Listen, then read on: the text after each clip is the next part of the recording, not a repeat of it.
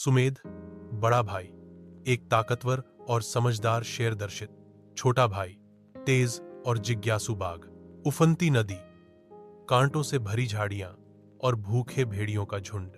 हर बार जब दर्शित आगे बढ़ने की जिद करता, सुमेध उसे रोककर पहले रास्ता देखता, फिर आगे बढ़ने का सुरक्षित तरीका निकालता। दर्शित को कभी कभी गुस्सा भी आता, पर हर बार सुमेध की समझदारी उन्हें मुसीबत से निकाल लेती। एक बार एक पेड़ पर चढ़ते समय दर्शित का पैर फिसला और वह गिरते गिरते बचा। अगर सुमेध समय पर ना पकड़ता तो शायद वह गहरी खाई में गिर जाता।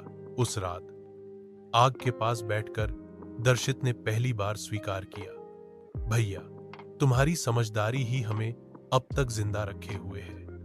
मैं हमेशा सोचता था कि ताकत ही सब कुछ होती है, लेकिन अब समझ आ रहा है कि सही वक्त पर सही सोच जरूरी है। सुमेध मुस्कुराया, और तुम्हारी जिज्ञासा ही हमें यहां तक लाई है।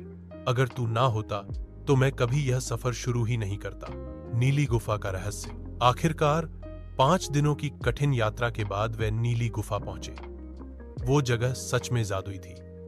पूरी गुफा एक अजीब सी नीली रोशनी से चमक रही थी, जैसे सितारे जमीन पर उतर आए हों। गुफा के अंदर एक बूढ़ा उल्लू बैठा था, जंगल का सबसे पुराना और ज्ञानी जीव। उसने दोनों को देखकर कहा, शेर और बाघ, एक भाई की समझ और दूसरे की जिज्ञासा, तुम्हारे अंदर संतुलन है। यही इस गुफा की सच्ची शक्ति है। उसने उन्हें एक जादुई बीज दिया और कहा, इसे जंगल के बीचों बीच बो दो। यह बीज जंगल को और भी शक्तिशाली बनाएगा। लेकिन याद रखना, इस बीज को सिर्फ वही बो सकता है जिसने भाईचारे की सच्ची भावना को समझा हो। सुमेध और दर्शित ने मिलकर वो बीज जंगल के बीचों बीच बोया। कुछ ही दिनों में वहां से एक